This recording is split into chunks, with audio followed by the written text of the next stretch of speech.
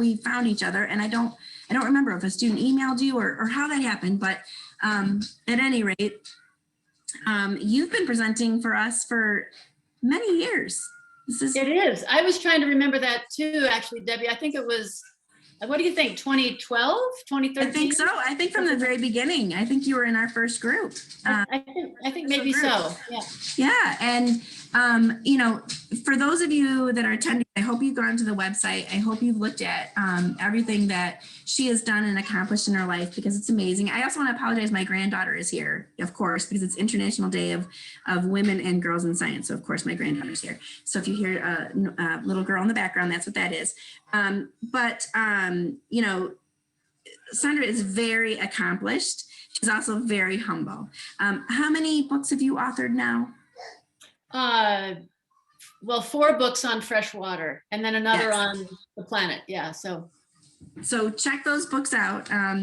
And I just wanted to read a statement really quickly about today and the significance of today. Today is International Day of Women and Girls in Science. And the purpose of the day is to achieve full and equal access to and participation in science for women and girls across the world.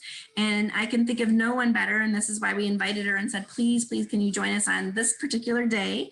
Can you join us and share with us your love of water and your love of science? So with that, I'm going to let you take over. Thank you.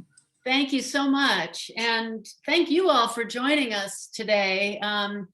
You know, I've just had a wonderful career studying freshwater, and I think it's fantastic that we have this special day to honor women and girls in science, because when we all work together, we can accomplish so much more. And so having, you know, celebrating women's roles and girls' roles in science, along with boys and men, is super important, because again, you know, this is such a collaborative endeavor. And when we can bring everyone together and work together and give equal opportunity, it magnifies what we can do in the world. So I really appreciate you all joining today. I am going to share my screen with you.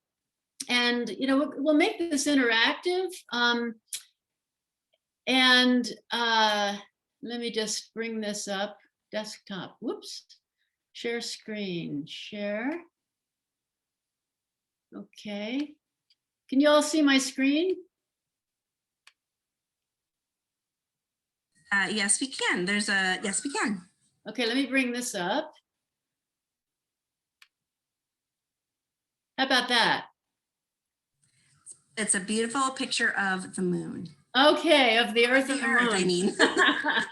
So let me get started right here, and keep your questions in mind. We'll have time at the end for questions. I might ask you a question or two as we go through, so hang with me and think about the answers as they come to you, and we'll kind of go through this together. So I think of freshwater, which has been my love professionally, just studying every aspect of it. I think of freshwater as the planet's greatest gift, right? When we go off and explore other planets, Mars, Jupiter, what are we looking for? We're usually looking for water, because water is essential to life. No water, no life. And so that's the thing. And look at this beautiful planet that we live on. This picture was taken in 1968 by the astronauts who were circling the moon, and just came upon this beautiful image of the Earth from space. And it was the first time we got a look of the Earth, at the Earth from outer space. And at the time, it just woke everybody up to how beautiful the Earth is, how blue the Earth is, and just how lucky we are to live on this water-wealthy planet. But less than 1% of all the blue that we're looking at is freshwater, okay? It's fresh and accessible, much less than 1%. Most of this is ocean water, right? The rivers, the lakes are a very small share. And the other thing that this picture showed us is that Earth is finite. The amount of water is finite. We're used to the rain coming down, the snow coming down, but it's all finite, right? And yet, if you think about us, we humans, we've grown in number, We have demands, we buy all these things. So our demand for water has not been finite. And so everything that we look around the room that you're in right now, everything that's in that room takes water to make. Look at your clothes. I bet a lot of us right now have on a cotton shirt. Take a guess about how much water it might take to make one cotton shirt. Take a guess. I'm going to show you the answer in just a second. So think about it. Here we go. 700 gallons can vary a little bit up or down, but it can take a lot of water to make one shirt. That's about as much water as most of us use at home in a week. Okay? It's a lot of water in one shirt, right? And why is that? Why do you think it takes so much water to make a cotton shirt? Does it have to do with the factory? What do you think? Here's the reason. It takes a lot of water to grow just about everything. Plants need water. They take the sun and they need water, and they use that to photosynthesize, and they grow. And we'll see as we go out this presentation this morning, go through it, that agriculture is so important to us, right? We all need to eat. We all need to use things that come from farms, but it takes a lot of water. So keep that in mind. It takes a little bit of water too at the factory, but a lot of it is used in the field, okay, to grow that cotton. Now, multiply all of that. Let's take one more example. I happen to like pizza quite a bit. Look at what's on this pizza: cheese, tomatoes, basil. All of that takes water, right? To grow out in the field, you have to make the crust and the dough. About 330 gallons. So one lesson I've taken from this is an easy way to not use so much water is to not waste things, right? That doesn't change my quality of life at all. If I'm not going to eat 3 slices of pizza, why should I take 3 slices? Because if I throw it away, I'm throwing away 40 gallons of water, right?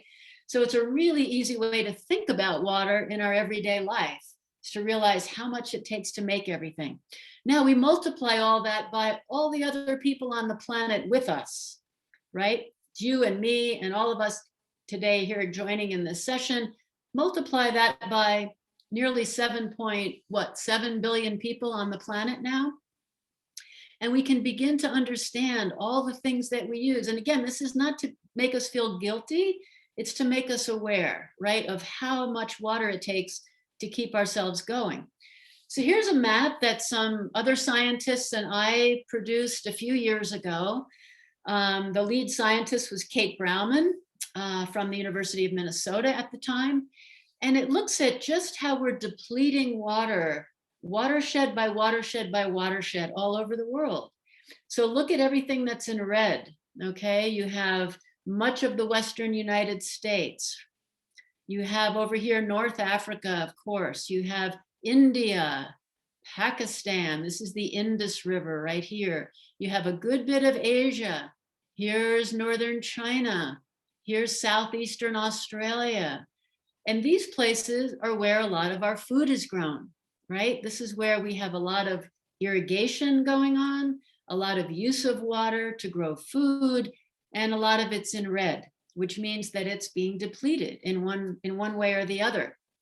Here's the Rio Grande in the west. Here's the Murray River, very important river in Australia. Here's the end of the Colorado River. We're going to come back to this a little bit later. It's dry because we're taking so much out upstream, okay? We've built a lot of dams around the world in order to store water, to supply it when we need it, where we need it. We have hydropower coming from dams, right? We have water supply, recreation, irrigation water for farmers, controlling floods by capturing flood water. But these dams have also, as you can see here, blocked the flow of rivers. This is the Colorado River. This is the biggest first super dam ever built in the world. This is Hoover Dam on the Colorado River. Some of you may have seen it. It's not far from the Grand Canyon. And it blocks the flow of the river, creates a lot of benefits. But imagine you're a fish trying to get up the river to your habitat so you can spawn and create more fish, you're going to be blocked big time, right, by this dam. We're also having a problem with groundwater depletion, right? This is very much an out of sight, out of mind problem. If any of you have flown across the country, you look down and see these big circles across much of the Midwest and the high plains, the Great Plains. These are circular irrigation systems called center pivot, and they pull water up from deep in the earth. And we're seeing more and more depletion of groundwater because we're not really managing it in the right way, right? Nature isn't replenishing it as fast as we're pulling it out. And again, this is affecting how we grow our food, okay? We've lost a lot of wetlands from our use of water, and this is really critical habitat for birds and fish and wildlife. Some of you might live in the Midwest. You might remember, hopefully none of you experienced this, but back a few years ago, I think it was 2014, the city of Toledo, Ohio, which you can see right here, which is situated very close to Lake Erie, the western end of it, had to shut off its water supply for a few days and tell everyone, don't use the water. Why? Because a toxic algal bloom had formed in the western part of the lake.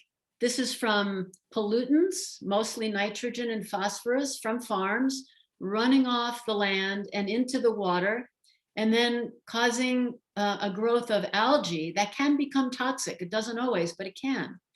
And so Toledo's water supply was right around here, and they had to shut off the water supply because it was dangerous to drink. And so it shows us the importance of the quality of water. How we manage the land influences the quality of the water, which influences the safety of our drinking water, right? So as a result of all these things, we have a lot of risk to fish and frogs and everything that depends on fresh water. This number kind of blew me away when I saw it, that since 1970, so that's about 50 years ago, the abundance of freshwater vertebrates, this is fish and frogs and so on, those populations have declined 83%. That's a hard number to get your head around.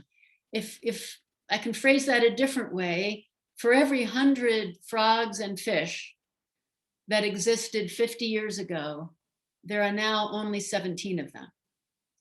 So that's a lot of loss of life in a very short period of time, right?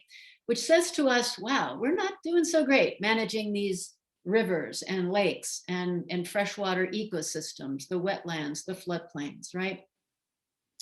Now, not to make things too much worse, but we know it's hard with climate change. Everything we've just been talking about is getting more challenging, right? Because of climate change. We experience a lot of the impacts of climate change through the water cycle, where it rains, how much it rains, how much water evaporates, which is increasing as temperatures get higher. The big driver here is temperature. As the atmosphere warms, it expands, which means it can hold more water. And that's why we're seeing more drought, more floods, changes in river flows. Because of higher temperature, glaciers are starting to melt. Water quality is getting more challenging again because water temperatures are going up. We're having more dead zones, as you all know from last year, especially a lot more fire in our watersheds, and then rising sea level. So this is a tough nut, but I want to tell you right off the bat, we can do things about this. We have to deal with the climate change crisis, absolutely. If we don't deal with that, a lot of the water solutions I'm going to talk about won't really cut it. But if we begin to deal with the climate crisis, there are a lot of things we can do to repair the water cycle, okay? So it's a challenging time, but I want to give you a sense that there's realistic optimism here. We can make a difference, and we can make our water security happen for future generations as well as ours, okay? But the first thing is to realize that we can't do what we did in the past and expect a different outcome in the future, right? If we're going to change this story, We have to manage water differently. And I love a quote by one of our famous scientists, Albert Einstein, who said, "We cannot solve problems by using the same kind of thinking we used when we created them." If we're going to have healthier rivers, wetlands, floodplains, groundwater, we can't keep doing what we've been doing because the problems are just going to get worse, right? We have to think differently. And I think the two big themes, the two big changes in mindset and approach to water are right here. Instead of always looking for more water, remember it's finite, we have to learn to conserve, to use water more efficiently, get more value out of every drop that we take from nature, and do more with less. And that takes science, technology, innovation, working together, and being more conscious, right, of our use and management of water. So conservation is key.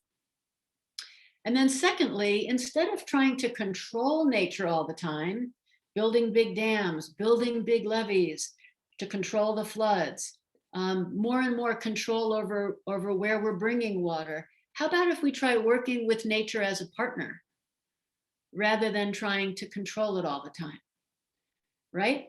There's going to be some of both that are necessary, but by and large, we haven't been looking at nature as a partner. We've been looking at it as something to control. And what we're seeing is nature has a lot to give us if we learn from it, pay attention to it, and work with it. Okay, and there's a lot of great science going on in engineering, in ecology, and bringing these issues together. So it's really, really exciting time when it comes to water. So let's just talk for a minute about conservation. We're going to need this in all of our uses of water, on our farms, in our factories where we make all the products that we use and buy, and at home. Okay, and I want to just touch on this a little bit. I mentioned agriculture as the biggest user of water. It just takes a lot of water, you know, to grow potatoes and beans and to grow the meat that we eat. Here's the chickens and the beef and the grains, okay? About 70% of the water that we take out of rivers and lakes and groundwater, about 70% of it goes to agriculture. It's the biggest user of water in a global sense, okay? And because crops need to be grown where it's sunny, there's often not as much water. And that's kind of, nature's given us a challenge there, right? Crops need both water and sun. So a lot of the reason we've moved water from rainy places to drier places is because that's where the sun is, right? So it's challenging to do this. I want to tell you a story about one river in the United States called the Verde River, and the partnership that came about between conservationists, scientists, businesses, and farmers, irrigators, to make this river healthier, even in a very dry place where a lot of that water was taken for farms, okay, for irrigation. The Verde River is in Arizona. It's part of the Colorado River Basin. And when I was serving as the Freshwater Fellow at National Geographic, we worked with a lot of other people, the Nature Conservancy in Arizona being an important partner, to showcase how conservation can make a difference without damaging the economy and without causing harm to the irrigators themselves. It just took some innovation, okay, and some working together. So this is a woman named Kim Schoenig. She's a hydrologist, and she came into the Verde Valley from Oregon, working for the Nature Conservancy. And the Verde Valley is a beautiful place for migratory birds, fish. The habitat alongside the river, you can see it here, is perfect for the migratory birds in the southwestern United States that don't really have other places to go. There's not a lot of water in the Southwest. So these rivers are extremely important. And what had happened was that the irrigators were taking most of this water out of the river in order to water their farms, right, and their land. And so for miles and miles, this river would dry up every summer, 5, 6, 7, 8 miles, no water at all, or very, very little water. So Kim Schoenig started talking to the irrigators and saying, let's look at how this irrigation system works. All of the ditches that are in the valley to deliver irrigation water, we're taking really more water out, as it turned out, than the irrigators, the farmers, really needed. And so Kim talked with this irrigator, Frank Gamenden, who was called the ditch boss. He kind of managed how the ditches worked at the time. And basically, with building of a lot of trust between the conservation community and the irrigators, they worked to install this very simple but very meaningful device called an automated head gate. It's managed by solar. I think you can see it a little bit up here, but it allows Frank, the ditch boss, to take just as much water as his irrigators need and leave the rest for the river. Without this head gate right here, all the water that you see here would be flowing down the ditch system and nothing would be left for the river, right? And so this made a huge difference. All of a sudden, the irrigators were getting the water they needed and the river was no longer going dry. That spawned some other ideas. Here's a young farmer, Zach Hauser, and his farm was the last in line on the ditch, right? He was still getting enough water, but he realized if he stopped flooding his field and installed more efficient water conserving drip irrigation, which delivers water. You've seen these little, these little soaker hoses and little drip systems. I'm sure you've all seen them even in gardens. They can be used. They deliver water directly to the plant, directly to the roots. And so you're eliminating a lot of extra water use, a lot of loss of water to evaporation. So he put in drip irrigation with some help. And so the nice thing here is you get this triple win, right? The farmers got a new irrigation system. The habitat for birds and wildlife improved. This is a great blue heron enjoying beautiful habitat. And more recreation in the economy. It was great for fishing, great for boating. People could come up from Phoenix, big city south of here, and enjoy the river for fishing and boating and recreation, bird watching. So it was great for the irrigators, great for the local economy, and great for the environment. And all that happened was we got smarter in this river valley about how to manage the water. Everybody got what they needed. So the value of water was so much higher at the end, just by getting smarter, collaborating, and leaving enough for the river. So it's a great story. And I have to say, the innovations in this river valley continue, okay? It hasn't stopped. There's a lot more really interesting things going on. So most of us live in cities and towns. What can we do in cities and towns to help repair the water cycle? It turns out there's a lot we can do.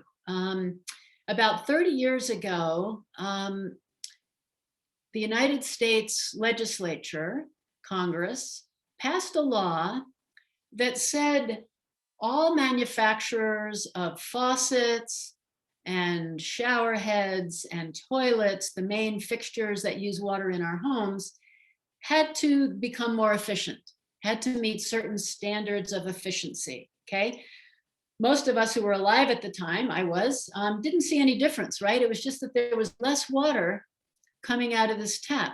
If you're brushing your teeth, right, the amount of water that you're using as you brush your teeth depends on, one, whether you turn the tap off when you're brushing your teeth or leave it running the whole time. But it also depends on how much water is actually coming out, right, when you turn on the tap. And that's a function of the technology, right?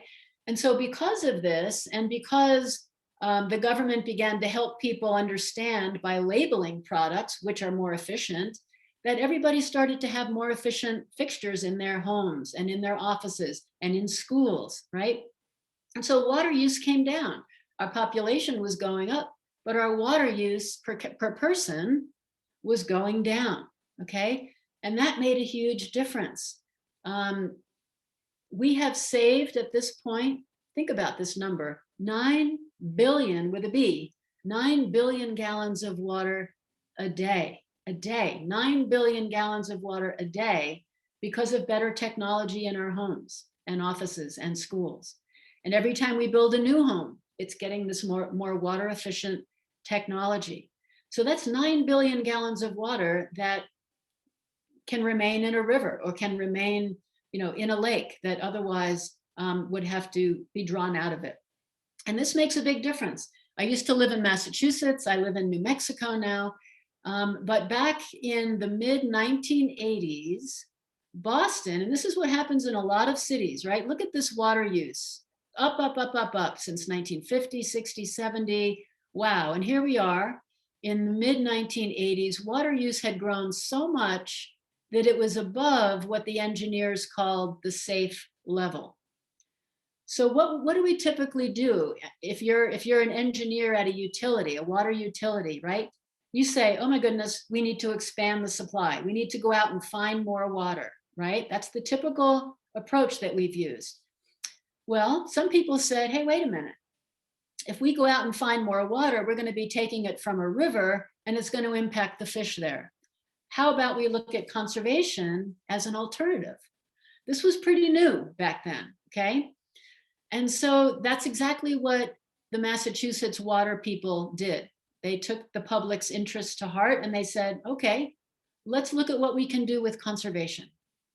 And they looked at all kinds of things, industries, homes, pricing water more effectively, educating people about water, and water use began to come down. So today, I'm not sure you can see this number, but it's more than 40% lower today than it was at the peak here. That's a huge story. And the nice thing is the river that would have been tapped to increase the supply had the conservation approach not been taken is the Connecticut River. I was just canoeing this river a couple years ago and took this picture because it's a beautiful river. Actually kayaking, I was kayaking the river. And this is the river that would have been tapped. It's a healthier river today because it didn't have to supply Boston 70 miles away with more water because conservation worked and it was better for the environment and it was better for the economy, right? Because you have a healthier river, and it was better for the people in Boston because it was cheaper to save water than to take more out of the river and pipe it over to Boston. So again, a win-win situation. Let's look at another thing here about where we live in cities and towns and think about this, okay? When it rains, let's just take a look at, can you see let's just take a look at this little piece of street, okay? What happens when it rains on that street typically? What would happen?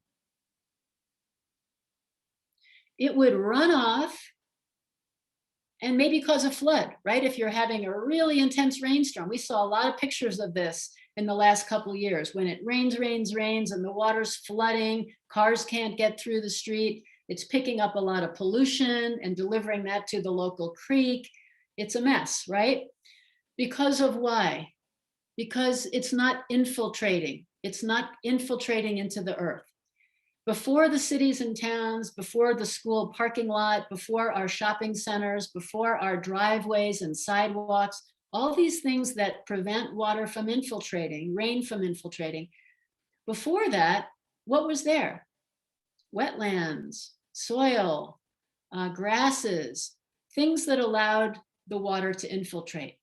So there's a really exciting new thing happening in cities and towns now called green infrastructure, where we try to mimic what nature would do before we had our cities and towns there.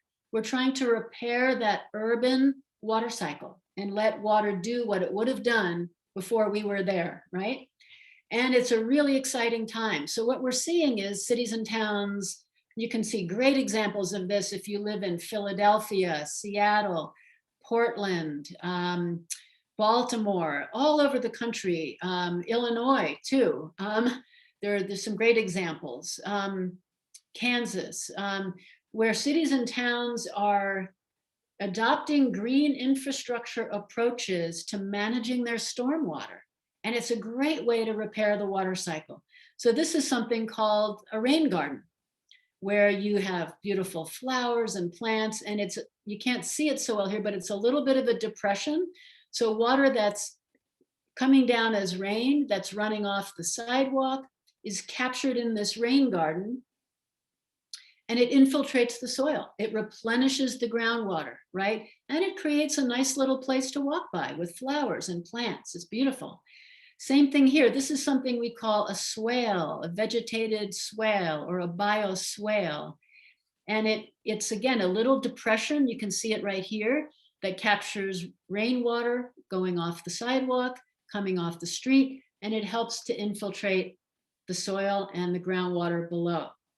Really great examples. And again, it's beautiful, it's pretty, right?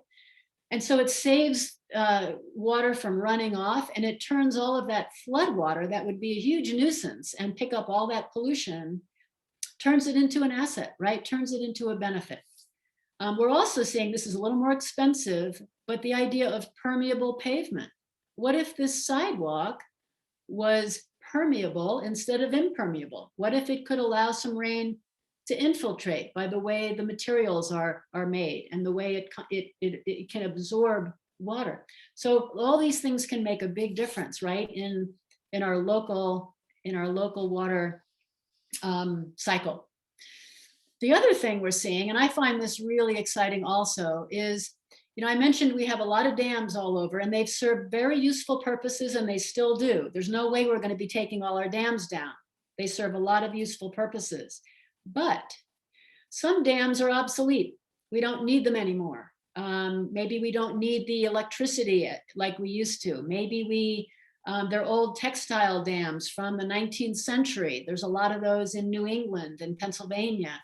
And they're really not being used anymore, but they're still there, blocking the river. So they're starting to come down. We're taking them down. And they're a safety hazard too. You can imagine if a dam breaks, as we saw in Michigan last spring, they can cause a big flood and a big danger, a risk to the population, the people living downstream. So we're starting to dismantle those dams that are either not serving a good purpose or are a safety risk to the communities downstream. And we've already taken down 1,200 dams over the last 20 years. And most of them are small, relatively small dams. They're not like the big Hoover Dam that we saw earlier, but some of them are a bit bigger. Here's one that's a pretty good size on a river called the Elwha in Washington State. And the reason I want to show you this is just how quickly nature heals itself when we give it a chance, okay? So look at the next slide here. So this is the dam, it's starting to come down. This is the reservoir that was behind that dam, okay? All of this area right here was all of the reservoir, okay? The dam was probably down here somewhere. Take the dam down. Now, the river is starting to flow again. It's starting to build a beautiful channel through the reservoir like it used to, right? And the really amazing thing as it begins to come back is that the life in the river came back too. These are Chinook salmon, really important species of salmon in the Western United States especially. And within just a few months of the removal of the dam, scientists there counted more than 4,000 spawning, meaning they're having young, right? Chinook salmon above that former dam site. So it's a great lesson, a great inspiring story to me, to those of us concerned about restoring life on the planet, that if you take the dam down, give the river a chance to become more natural again, life comes back, the fish came back. And this is a really, really great thing to keep in mind. Let me tell you one more story, and then I want to go to your questions and have a little more discussion. One thing that I had always wondered about as a freshwater conservationist was this major river in the American Southwest, the Colorado River, no longer reaching the sea. You know, if you think about a river, imagine the idea that a river has a destiny, right? The idea is that it brings fresh water and nutrients and sediment from the watershed all the way down to the sea. That's really a part of a river's function, right? Is to connect with the ocean, connect with the sea. And the fisheries in the sea depend on a river bringing those nutrients and sediment down to it, right?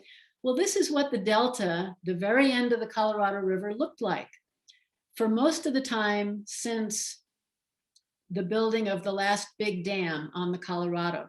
I showed you the Hoover Dam.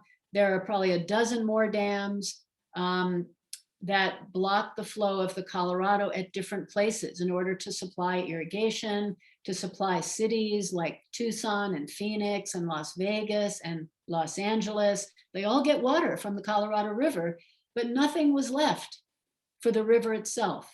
It was all taken. Nothing was there. And part of the problem was that we thought there was more water in the river when we divvied up the water among the 7 states and Mexico than it really carries. It happened to be a really rainy time back in the 1920s when the states divvied up the water among themselves. So they gave away more than was really there, and there was really nothing left at all for the river. And nobody said, hey, the river needs some too. Let's not forget the river. We weren't thinking that way at the time, right? So here's what the delta looks like. We took this shot. I was there with a team from National Geographic.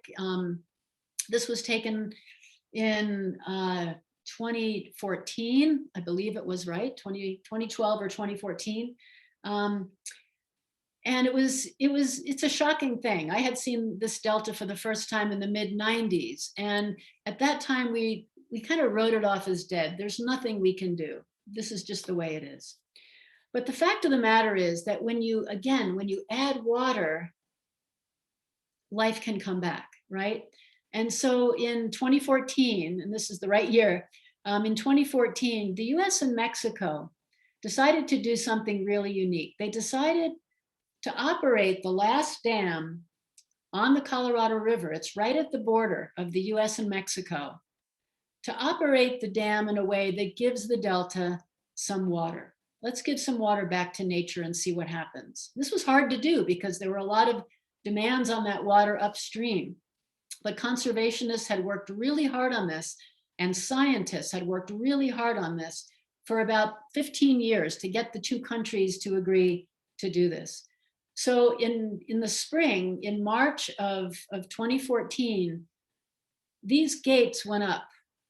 And as you can see, the water began to come out. Normally, there'd be very little or no water flowing into the delta, right? All the water would be diverted for the farmers to use.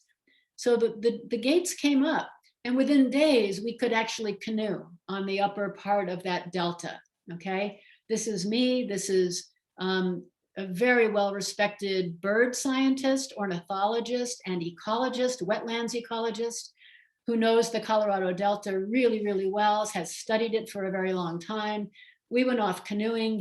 I think he was able to hear or see something like 300, anyway, a lot of different bird species coming back right away as the river began to flow.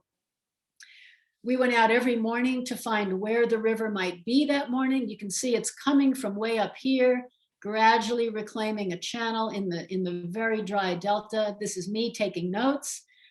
These are some of the scientists and conservationists. There were huge numbers of them out studying what was going on in different places on the delta.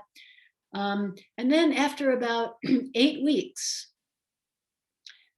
this is a shot taken from the air, the river did reach the sea. Just a little bit of it reached the sea, okay? This normally would not have happened. This was a scientific experiment to see what would happen if you lifted those gates of the dam, let the river through, watch it reclaim its channel, would it reach the sea?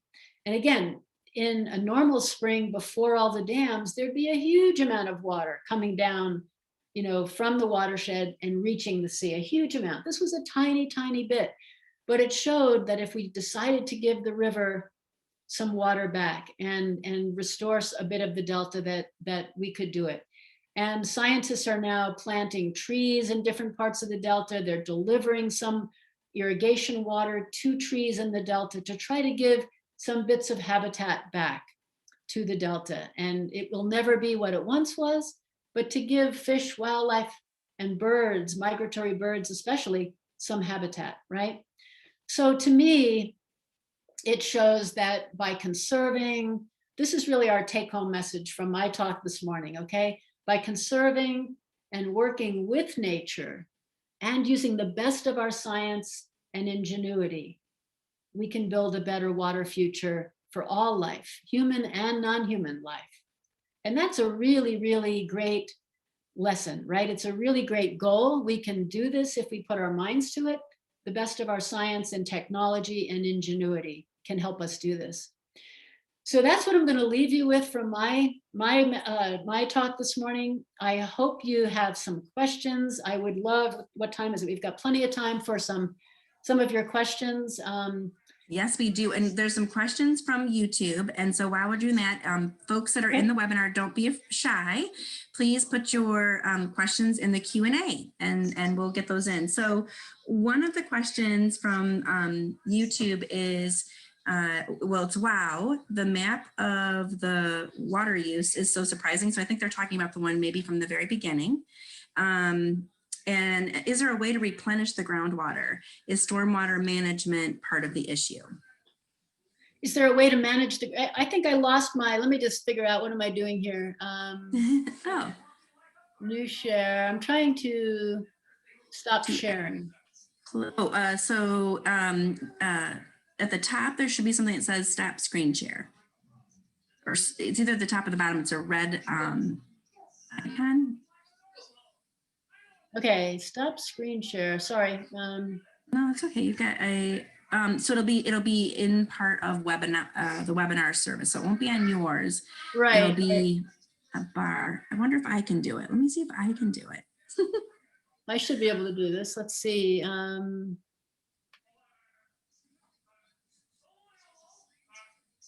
you see me? Yeah. Yeah, we can see you and we see your slide deck. Oh, there's a stop share. Okay, there we are. There. Okay. Okay, good. Okay, sorry about that. No, you're great. I'll turn my camera on too. Okay. So the question was, and I think they were talking about, because it was an early question. So I think they were talking about the map that was made. It was super interesting, by the way, with Watershed, like the map of the worldwide watershed use. And so the question is, wow, that map is, really surprising. Is there a way to replenish the groundwater, and is stormwater management one of the issues? Yes, the answer is yes. And again, if we had more time, I would show you another story about replenishing groundwater. But there are a number of ways we can do it. One, of course, is to pump less, right? To make sure that we're not taking more groundwater out than nature is putting in. Where that's difficult to do, and this is being tried in California. We get a lot of our fruits and vegetables from the Central Valley of California, and that's very much dependent on groundwater. And so one of the things they're trying there is to take flood water that occurs in the wintertime and directing it to the valley and allowing it to recharge. So using flood water that's sort of in excess of what the natural environment needs, and direct it to farms and allow it to replenish the groundwater. And they've had some very good success with this. It's not going to solve the problem, but it's bringing the water tables up a bit. And so that's definitely part of the solution. And then later on, I talked about this green infrastructure. So where we've depleted groundwater in our cities, we can start to put some water back in using that, green infrastructure and replenishing the ground. And wetlands, restoring wetlands, they're going to absorb water like a sponge, right? And replenish the groundwater. So a big yes to your answer that we can do this. Yeah. That's a perfect segue into the question that's coming from a participant in the webinar. And that is, what can we do at home? For example, how do we create this green infrastructure at home? Well, our homes it depends where we live, right? If we're in an apartment, we can just use water more efficiently within our homes. If we're in a home with a backyard, we can plant things that are more native to the climate we live in. And this is particularly important if you live in the West where there's not a lot of rain. You don't want to have, a beautiful green lawn that takes a lot of water to keep it green if you're living in a very dry place. And so we have something called xeriscape, which is, xera is Greek for dry. So sort of very water conscious landscaping. And even in the East and Midwest, we plant a lot of lawn that requires water in excess of what rain delivers. So just again, thinking, what would nature have here? What would nature want here? Because that's also good for birds and bees.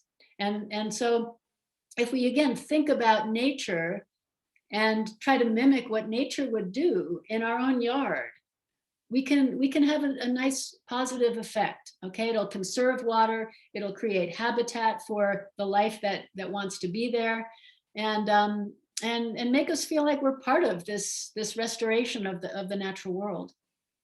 I love that. I've heard the phrase when you're thinking about stormwater, because in my community, I volunteer and work on sustainability issues, and stormwater is sort of my passion. Oh, that's great. And one of the things we try to tell people is, think about it, where the water falls, how can you keep it there? What can you do to actually keep it in that one location? Mm-hmm. So another question from YouTube, do we know the impact of moving water around from one, I think they're saying from one water cycle to another. So like in agriculture, if we're purchasing a product from strawberries from Ecuador and we're buying them here in the United States, the water trapped in there, is there an impact? Do we know if there's an impact of moving water in that way? I think it's so that's a really great question. And again, there's many aspects to this water footprint of ours. But if you think about it, I had coffee this morning. Well, what if that coffee came from Ethiopia, right? That means that my personal water footprint is landing in Ethiopia, or maybe it came from Guatemala, right? And that footprint lands in Guatemala. So again, we exchange, and this is part of a global economy. Of course, we get products from all over the world. But lesson I often take from it is, again, be mindful of what we use, where it's coming from. And then again, we can do so much by not wasting, right? It's so easy. I have half a cup of coffee right here, right? If I just throw that down the drain, I'm effectively wasting, it's about 34 gallons of water to make a cup of coffee. Again, mainly because it takes water to grow the beans, right? And so if I just decide, if I took more than I really needed, throw it down the drain, that's about 17 gallons of water, right? That I'm just throwing away. So again, it's hard to talk about this without making us feel guilty. I don't want to make you feel guilty.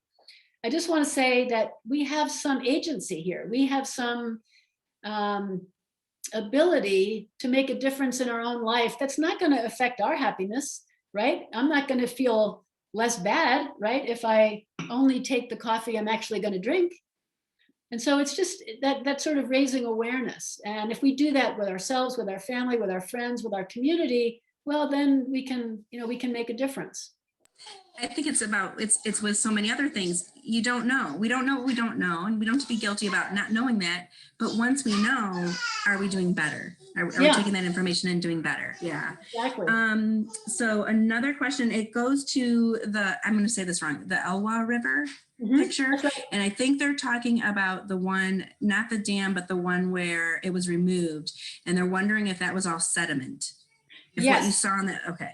Yeah. Yes, so that was, so what a dam does, if you think about this, okay, the river is carrying sediment and nutrients along with the flow of fresh water. And then if you put a dam there, it's not only going to block the fish that are trying to, navigate the river, it's also going to block the sediment.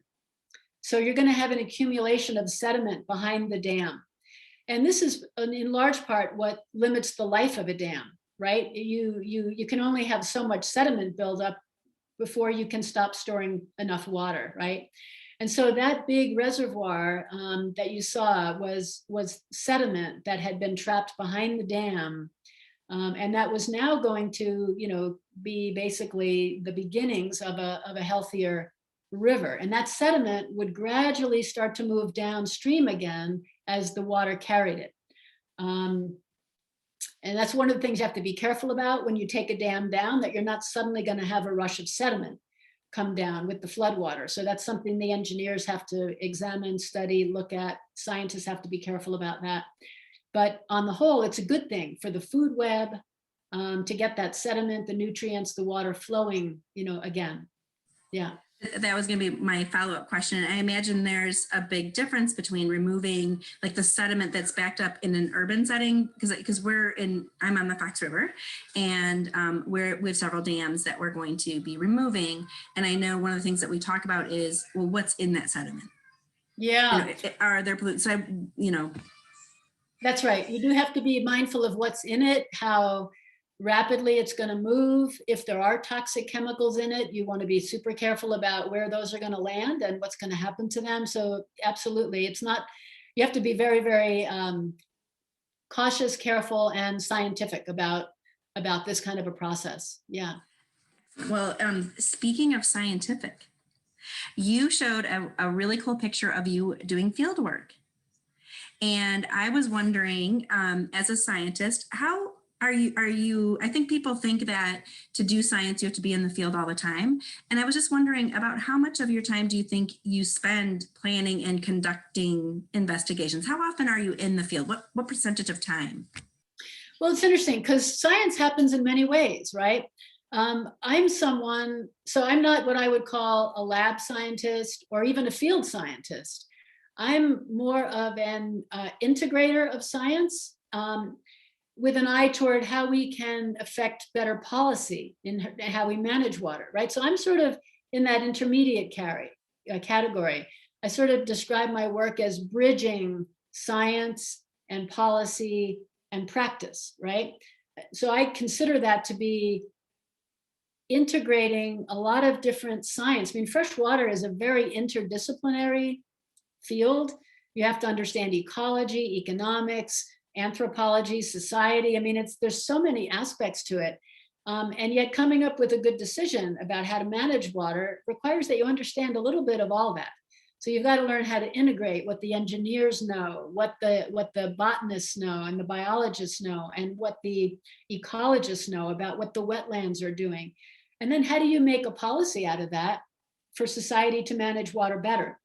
So that's kind of the space that I work in. And I just find it fascinating. I studied in college, I studied geology and political science. And people used to laugh at me, what are you going to do? Throw rocks at politicians? Or like, what is this? I said, no, but I just thought you have to understand both the science and the policy to make good decisions. And then in grad school, I studied, hydrology and wetlands and sort of the aspects of environmental management that go into this. So it was I didn't really plan it that way, but it was a perfect way to prepare for a career in fresh water because it is so interdisciplinary. And I just find it a ton of fun to be dealing with experts and learning what I need to learn from each of the experts to come up with these kinds of ideas. It's really fascinating. I don't know that I've ever shared this with you as many times as we've talked, but I'm actually a trained limnologist myself. So freshwater is also my passion. Oh, I didn't know that. That's fantastic. And for someone who might be considering wanting to do what you do, because it's so interesting. One of the things about you that I want to note is that you're very humble. You're able to bring technical information for everyone to understand. And even when I'm reading your books, you are very open to all ideas. And I think that is critically important in the work that you do. And so that's more of a statement, but do you know what I'm saying? Do you have any ideas about that? Like, I think it's important that you're able to listen. And I think you're really good at that. Do you have any thoughts on that? It's more of a statement. Well, first of all, thank you. I appreciate that because I consider that a compliment. I think the more, and I have to say, I think as a young scientist or a young researcher, I probably had, more ego involved than I do now. I think as you as you spend more time working on these issues, you're also aware of how much you don't know. You think you know it all, but oh my gosh, you don't know that. You just don't. And so the more you learn, the more you're aware of what you don't know. And so I think we have to approach all of science with some humility. Look at the moment we're in right now. It's a very humbling moment that the best of our science and in ecology, in health, in medicine, couldn't really save us from this moment that we're all going through together. It's a humbling moment. And I think anytime we approach nature, we need to approach it with humility. We're one species among very many more that we're only just beginning to learn a bit about. And they're fascinating. There are just fascinating elements of the natural world, from the microorganisms to all aspects of the food web that help sustain us. We're part of it. We're not higher than it. We're not lower than it. We're just part of it. And to appreciate everything that supports the life on this planet, including us, is, I think, where it all has to start. So I appreciate you asking that, Debbie. You're welcome. I'm going to ask one more. It's 11 o'clock exactly, so I hope this is okay. Since you're a limnologist, right? How often? Oh, I'm sorry. Since you're a freshwater person, how often do you use in your work cause and effect thinking and stability and change thinking? How often do you use those things in your work, those two skills in your work? I would say all the time, because you're looking to understand what's happening. If you have a consequence that you're trying to understand, you've got to start looking at what the causes are and how they relate. And those, again, in freshwater world, will be very interdisciplinary causes. There are, things happening on the ground that are caused by a policy or an incentive that a city person will have, or that a farmer will have. We're all making decisions, right, based on the information we have and the incentives we have. So cause and effect is really important. And then we're looking for resilience and a healthy environment in which to live, which gets to all of these other issues of stability. And so I would say those are concepts that we're using all the time, to better analyze what's happening in the world. Perfect. So I want you to know that we educators are working on getting more kids to have those skills, so we can create a pipeline of thinkers is our That's goal. great. Exactly what we need. Yes. Well, thank you so much for your time today, and we appreciate you so much. Oh my gosh, I did all this talking and there's no questions in here. Oh, quickly, documentary recommendations. Can you recommend summer school programs or camps that you might know about? And just a thank you so much. You're very enlightening. Oh, well, thank you so much for that. Gosh, I do not know about camps to recommend. That's an interesting question. It seems to require a good Google search for starters. I do not know. I'm sorry about that. Documentaries. There are a lot of good documentaries. Where would you start on those? There was one that came out of Bullfrog Films recently that was looking at Las Vegas and how it had used water and conserved water. And I found that to be, I was asked to review it and write a little endorsement of it or something, and I really enjoyed watching that. So that's one that comes to mind. And there are many more, but again, I think there are some great documentaries out there that can help give some graphics and some stories to a lot of the issues we've been talking about today. So I think that's a great idea. Perfect. Thank you so much. You're the best. Thank you, Debbie. Thank you for inviting me. Thank you all for joining. Have a great day too. Thanks. Bye-bye. Bye.